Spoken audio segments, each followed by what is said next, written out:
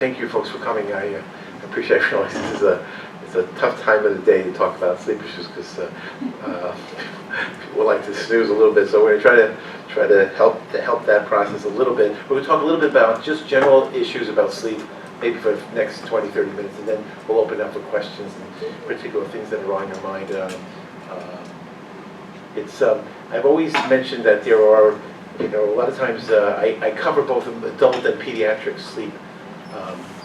That's even though by trade I'm a pediatric neurologist, and there are some distinctive features with regards to the pediatric and adult sleep models. And one of them is that if you sleep deprive an adult, the chances are that the result of doing that will be sleepiness. So somebody doesn't get a lot of sleep. In the course of the daytime, they may drive their car, they may drive it off a ramp, they may fall asleep at the wheel.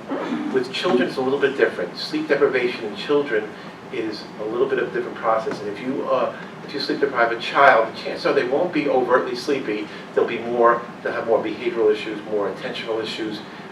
So that always brings up a question, and I have a couple of slides on ADD in kids. And so, and it doesn't suggest that sleep deprivation is causative, but that it really exacerbates particularly children who have an underlying tendency for attentional deficit. So the other thing is that parasomnias, meaning things that truly go bump in the night, they are very common in kids. Things like sleepwalking and confusional arousals. Kids wake up confused and they may walk. They may have night terrors, increased heart rate, increased what we call sympathetic activity, sort of heart racing, sweating.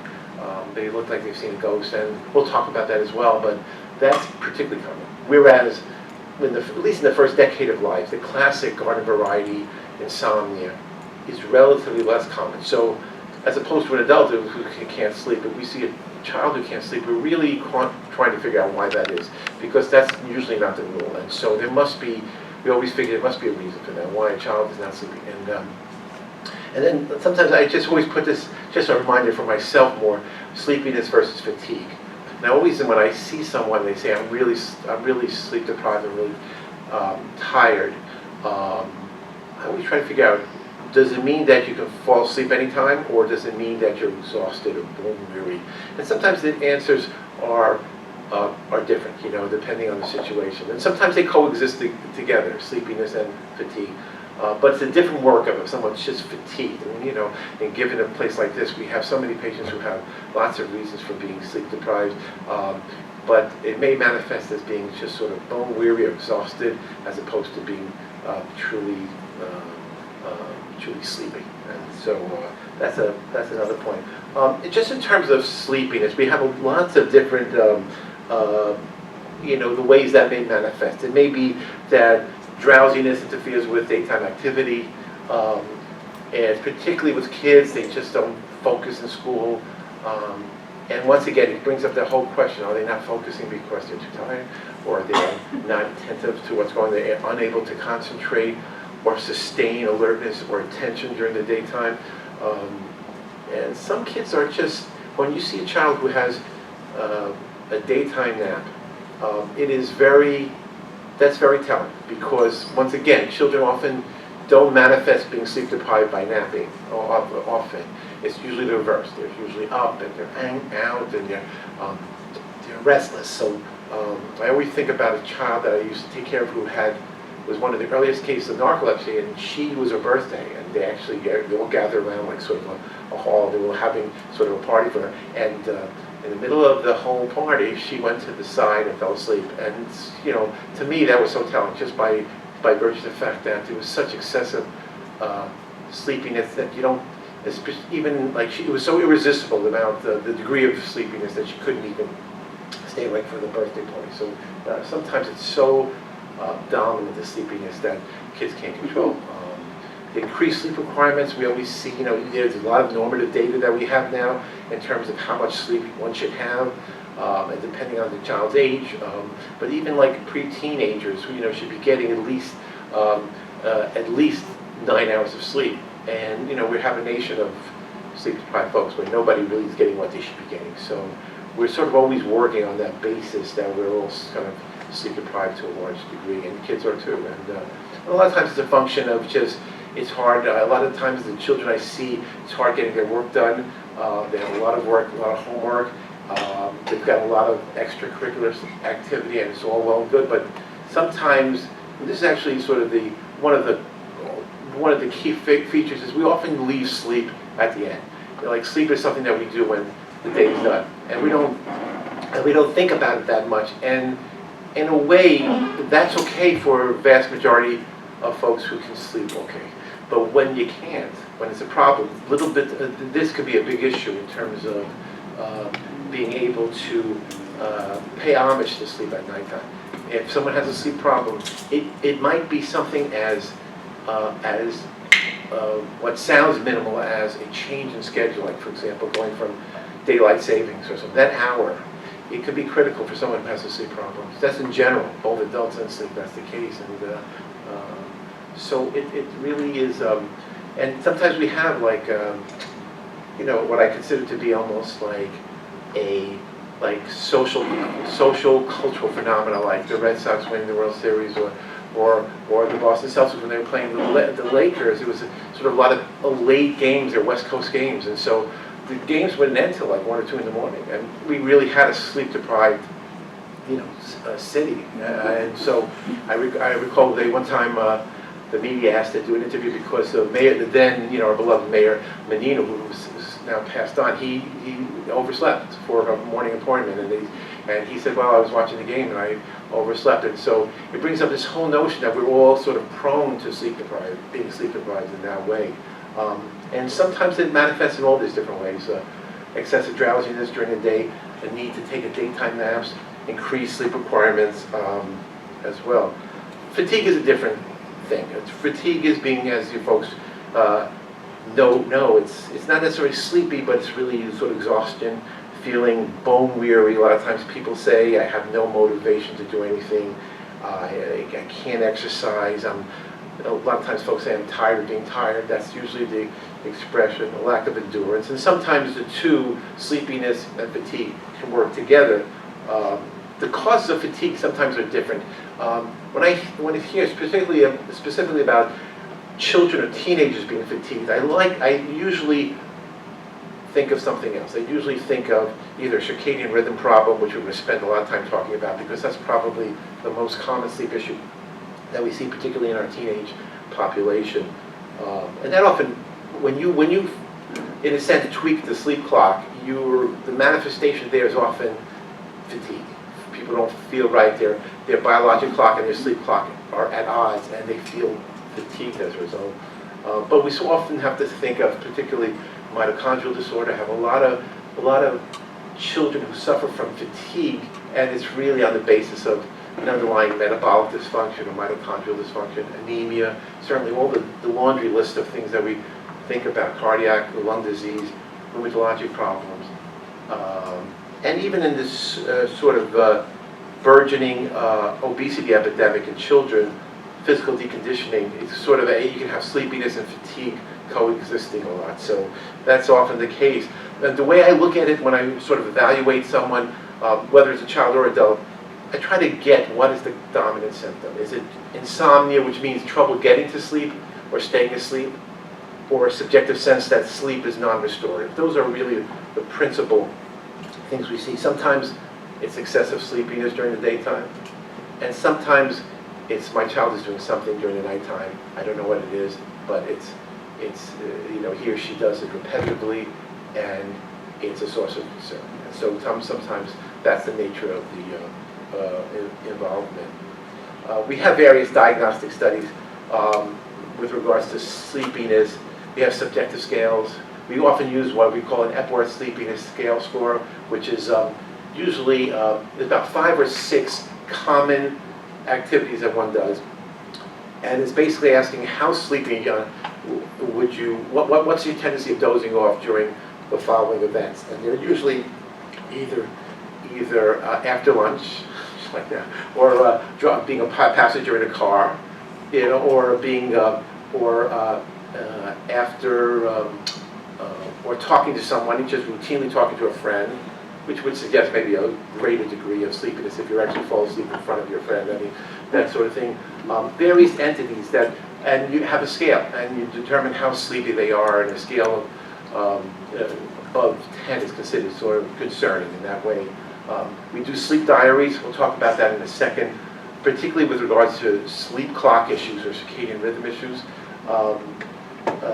We sometimes we'll do performance testing just to see, try to distinguish between vigilance in terms of whether it doesn't say whether it's from sleepiness or from other or attention deficit, but try to assess how vigilant or how likely the child is to focus on a particular task.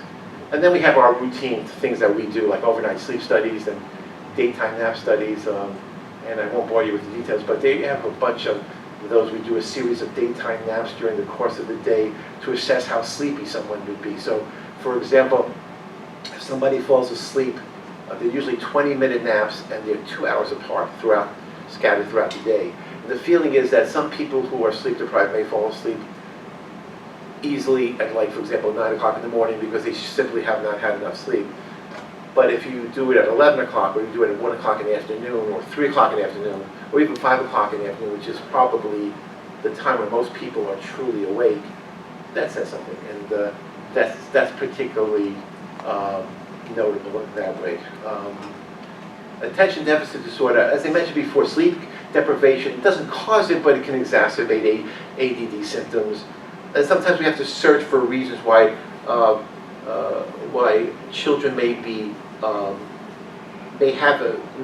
not focusing or concentrating well in school. Sometimes we have to search for causes like such as nighttime movements of the body or limbs, sleep apnea, and it was Dan Picchietti was a researcher in I think the 90s or so. He looked at a group of kids who had ADHD, and he thought that a lot of their hyperactivity mimicked restless legs, almost a precursor of restless legs in what would otherwise be like older population. So he suggested that perhaps there may be some similar symptoms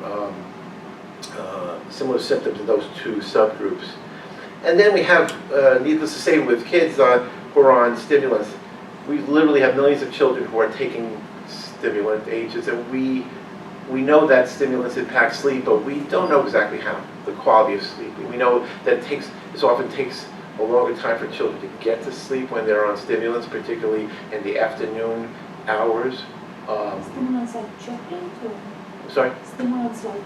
No, things like methylphenidate, like Ritalin, or like Adderall, things like that. That sort of classic things that children might be on for ADD symptoms. Yeah, things like that, or even I mean, not necessarily ADD, but there are a lot of children who are on mood medications that are activating. So the most common mood medications are things like bupropion, which is Wellbutrin, or Effexor, which is venlafaxine. Those are very activating mood medications. And a lot of times I see kids who can't fall asleep because they take it sometimes a second dose in the afternoon, and it keeps them up at night. So that's another aspect. I always talk about the bidirectional relationship between attention deficit and sleep. The ADD behaviors may impact sleep. Like, for example, it cause kids to not want to go to bed or have trouble getting to sleep. Or if they go to sleep, they wake up and they're restless at nighttime. They may just not getting enough sleep at night, or they may have, and then the role of stimulants on their sleep. And then in the other way, sleep disturbances affecting attention deficit symptoms and things like, for example, things that we try to look for during overnight sleep studies, things like limb movements, twitching of the legs at nighttime, sleep-related seizures, sleep apneas, which we may not know. And a lot of times it's amazing. There are a lot of children where it's amazing when, I'm a neurologist, so I deal a lot with sleep issues and with epilepsy and seizures. Those are my two areas. And so a lot of times parents will not know that their child may be having seizures at nighttime, strictly at nighttime, because other than they are hard to wake up in the morning. And if you have, especially if you have a few kids, they'll say, you know, Jimmy is just impossible to wake up in the morning. My other kids wake up like that, and it's sort of, and sometimes we have to go in a retrospective way and try to figure out why that's, what's going on in that way. But that's also another issue. I just put this slide, I just came back from Moscow actually a couple of days ago. There was an international conference on autism, and I was speaking about sleep and epilepsy there. And I just highlighted a couple of points that most of the, you know, autism is now felt to be maybe 1 out of 68 kids. So it's a sort of burgeoning, I don't know if the epidemic is a word, but just in terms of its prevalence, especially from when I grew up, I mean, it's just off the charts, as you folks know. So, but in truth, there's very few overnight sleep studies on these children. Most of the sleep issues are derived from parental surveys. And whereas it's felt to be like the prevalence of sleep issues in kids on the spectrum are anywhere between like 48 and 80%, probably 3 times as much as, you know, children, you know, typically developing children. So it's huge. It's a huge factor, and it's not clear why that is. And it's been said that if you take 100 children who have autism, you take 100 children who are who either have, let's say, have other neurodevelopmental delay, or let's say have mental retardation. One group sleeps perfectly well, and the other group is up all night.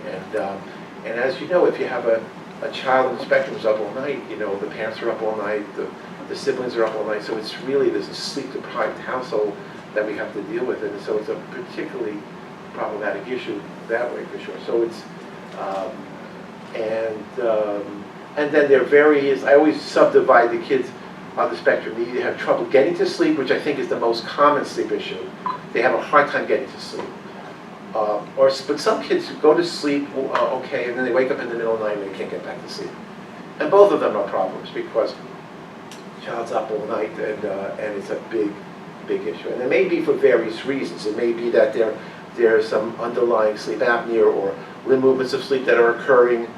But a lot of kids may have intercurrent seizure disorders, reflux disease, very common.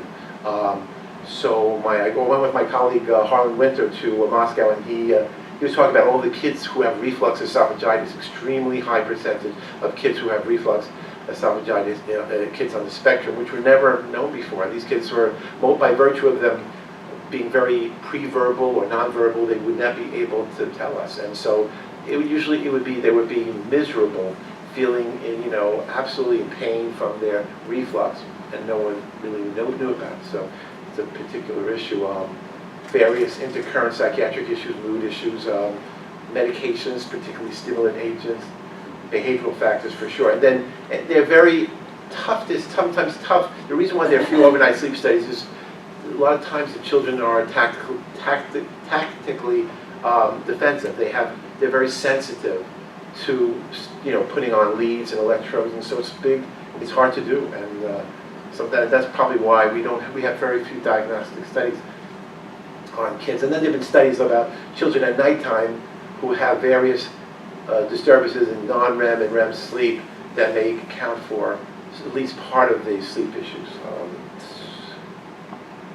I'm just going to talk for the next few minutes. I want to leave time for questions. I just want to talk about some various, just some main issues that we sometimes see in the context of sleepiness in kids. The most common, for sure, without a doubt, are the first, inadequate sleep hygiene, in other words, and the second, delayed sleep phase, and the third, insufficient sleep. That probably counts for the bulk, the vast majority of kids who have sleep issues in a pediatric practice. And the first and third are relatively easy to pick up on, and probably easy to manage. The second one is very hard. It's probably the hardest thing to treat, because a child who goes to bed late and gets up late, it's very hard to shift that clock. And so the late sleep phase is a common, as you folks know, common circadian rhythm issue, and it's just hard to treat. You may be able to treat it for weeks or months, but it's hard to treat on a regular basis. So it's a particular difficult issue. The inadequate sleep hygiene, the common complaints are similar. I can't get to sleep. I can't stay asleep. I wake up a lot at night. I'm not getting enough sleep. Sleep it's not refreshing. It's not restorative to me. It's hard to predict when I'm going to fall asleep. Sometimes I'll be up at night, but I'll fall asleep in the middle of the day. And I sometimes need sleeping pills to fall asleep. Those are the common complaints that we hear. In teenagers, it may be a function of taking stimulants, either medications or caffeine products or alcohol, even tobacco in the teenagers who may smoke. Varying times of going to sleep and waking up, excessive time spent in bed, excessive napping or dozing. And we have over time, this can lead to a hypnotic drug dependency issue. So it's particularly problematic on that level. And we try to avoid regular sleep medications in this population for sure. We try to focus on trying to improve and consolidate sleep at nighttime. I just call the attention that there are various over-the-counter medications or even prescriptions that are commonly used that may cause insomnia. Bronchodilator is known. A lot of our patients with asthma, they may be on bronchodilators, and that may keep them up at night. Nasal decongestants, virtually the vast majority of them have some form of stimulant with them. Diuretics, perhaps not as commonly used in pediatrics, but still children who maybe have CHF. Activating mood medications like bupropion or venlafaxine. Steroids often impact sleep and often disturb sleep. It causes excessive dreaming, and usually of a disturbing type. So kids wake up and they usually wake up and say, I had a bad dream. And stimulant agents for sure, and caffeine products. Just as in terms of some conservative treatment guidelines, we tried the most important thing. I went to, it was at an international conference maybe about 20, 25 years ago, and it was interesting. They asked this group of experts around the world if there was one single bit of advice that you'd give someone to improve their sleep, irrespective of what their sleep problem was. They said, the vast majority of folks said, go to bed at the same time and wake up at the same time. And that's often hard to do, in our society, but that was the best advice. And at the time I didn't understand. I was sort of new to the field, but now I sort of get it in the sense that there is some degree of sort of consistency that we need for sleep. We have to, it's kind of regimented, and it can be sometimes boring, and it can be sort of go against a lot of our sort of, feeling like, well, I don't want to be told when I have to go to bed. But in fact, the folks who do, even with sleep problems, who do best are those who maintain consistent times of getting to bed and getting up, even if they're not sleeping that much in between. It's felt that over time the situation will hopefully rectify itself. Certainly avoiding daytime naps, because it then enhances our ability to get to sleep at night. And the common sense things like avoiding late afternoon caffeine or alcohol at night. Alcohol is a lot of folks take alcohol and because they feel it helps them get to sleep. But what happens is after a few hours it reverses itself, and they're then up in the middle of the night and they have a hard time getting back to sleep. And I think we probably all have that experience. When we just go to the club and come back, it's just you're up, and then at 3 or 4 in the morning you're kind of wired. It's like, what do I do now? I'm up. So this sort of thing is evening exercise. When I say that, I mean really late evening exercise. And exercise is a wonderful thing to do, and it's important. Sometimes to be able to fit into our schedule, it's important to do that. But sometimes for some people, exercising too late at night can activate certain conditions. Like, for example, people have restless legs at night. It can be sometimes worsened with late night exercise. But for sure, keeping the bedroom dark is probably the single most important thing, because light is what we refer to as a Zeitgeber, which is sort of a wake-promoting stimulant. So it is something that is antithetical to sleep, and even a little bit of light. So I'm a big believer in sort of, almost like the hotels with the curtains, the Roman curtains and the shades and blocking light, because light is very antithetical to sleep, and that's why there's been so much fuss recently about laptop computers and iPads and the light from even from iPhones. It's difficult to especially if someone's having trouble sleeping. That could be, we used to think it was just because people are active at night on their computers, but the light also is a particular problem. And then using bedroom for sleep, which is also a thing. Sometimes we do too much at, and we sort of associate the bedroom for things other than sleeping, and it kind of poses a problem for folks who have trouble getting to sleep. I just want to talk a little bit about delayed sleep phase, to talk about maybe one or two things, and then I'm just going to take your questions. But the whole notion about delayed sleep phase is that the sleep phase occurs later than usually than is desired. So I have a whole slew of folks, usually teenage kids, who sleep well during the summer, but you find out they're going to bed maybe 3 or 4 in the morning, and they're waking up in the middle of the afternoon, and life is good. It only becomes a problem when they have to go to school in the fall, and so and usually it's a process that takes weeks at least weeks to turn around. So by the time I often see the kids, they're usually like late August, early September. It's hard. It's hard to do that as a quick fix, but it is the single most difficult thing to treat in my practice, for sure, without a doubt. And it usually manifests trouble getting to sleep at a desired time, then waking up late.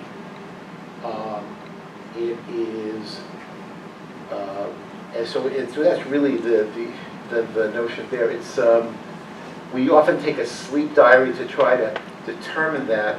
So and then what we do for treatment, let me just show you the sleep diary. So the sleep log is a simple thing. It doesn't have to be fancy. It's just about 2 weeks of time during which somehow we have printed the sleep logs. But the bottom line is just trying to write down what time you try to go to sleep, what time you end the night by getting out of bed, how much sleep do you think is occurring in a 24-hour period, and if anyone's having caffeine or stimulant, what time are they being taken during the course of the 24 hours. That's really it.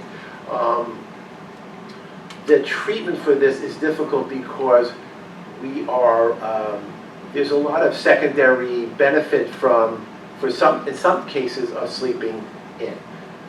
So and to a certain extent, we may be, the data is not clear, but the question is, are we hardwired to sort of be night owls? And that has never been truly proven.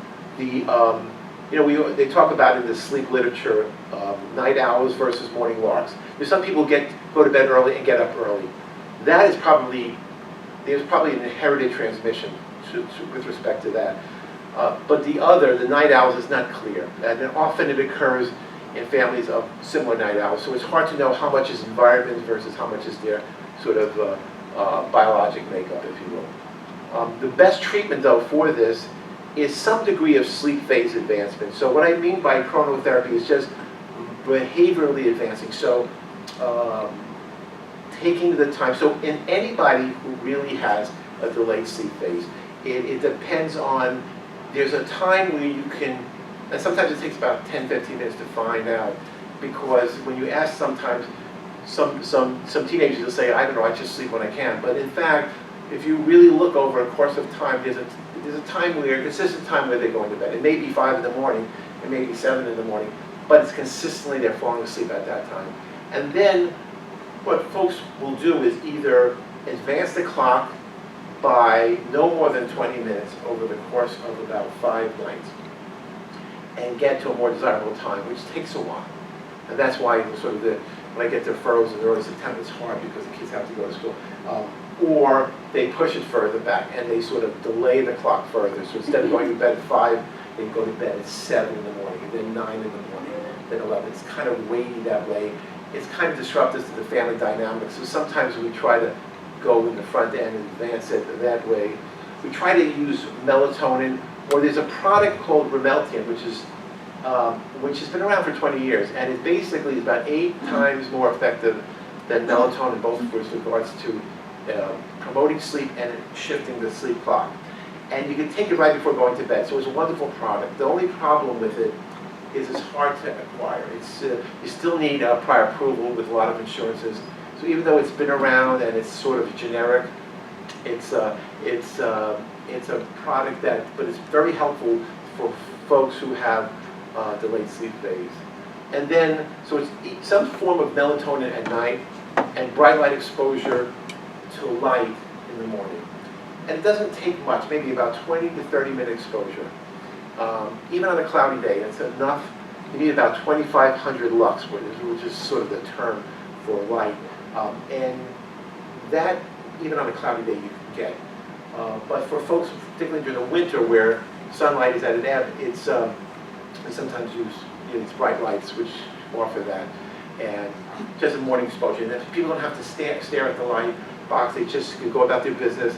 They could be eating, they could be looking at their mail, watching TV. As long as it's hitting their retina, the light in the room, it's then hitting their hypothalamus and causing this shifting of the sleep clock. So that's kind of it. And that's, I think, for the sake of time, maybe I'll just talk about one other thing. I think I'll hold up on this because I want, then insufficient sleep is clearly, though we just simply as a nation did not get enough sleep. And as a world, in fact, we don't just get enough sleep. It's part of, you know, sort of what comes with, you know, sort of, you know, if you miss a show at 8 o'clock at night, it's going to show up again at 10 or 12 or 2 in the morning. So it's, you know, a lot of things that we have that sort of promote this, but often it refers to people who are either try to catch up on the weekends. It's hard because a lot of times people don't even, it doesn't even come to medical attention because people think, well, I've been doing this all my life, and it doesn't become a problem until there's a reason, you know. So for children, it's usually not doing well in school, and that may be the issue. It may be such a busy, busy work day for the kids with regards to sports and school that they just really simply not getting enough sleep, adequate sleep. And so, so a lot of times the parents I look after, their kids will be maybe 5 or 6 years old, and they're only getting like 7 hours, 6 hours of sleep, and it's simply not enough. So, it's really, sometimes we're just probably just doing too much in the course of the day. We're not paying homage to sleep. And you know, the result are decreased performances on, you know, with regards to vigilance, increased irritability, poor concentration, even they mimic depression and various types of muscle aches, and you know, and then sleep inertia, which is sort of confusion or feeling groggy upon awakening or disoriented. So needless to say, that is recognizing that the children are not getting enough sleep and increasing the sleep time becomes important by, and then using, sometimes we try to, depending on the situation, we try to avoid using caffeinated products or wake promoting agents we just try to focus on the nighttime, but sometimes it's difficult, and kids, you know, they need to stay awake and alert during school, so sometimes it's a tough task, sort of when you tweak the sleep at nighttime, and how, and once you've gotten that tweaked, how difficult is it for a child to stay awake? And sometimes they come to, sometimes we have to sort of evaluate the kids more carefully in that context, because let's say a child is getting, for example, let's say a 5-year-old child is getting, you know, 10 or 11 hours of sleep and still tired, then we got to figure out why there may be other reasons. And I think I'm going to just, I think I'm going to stop there just for the sake of time. Take any questions that you folks have.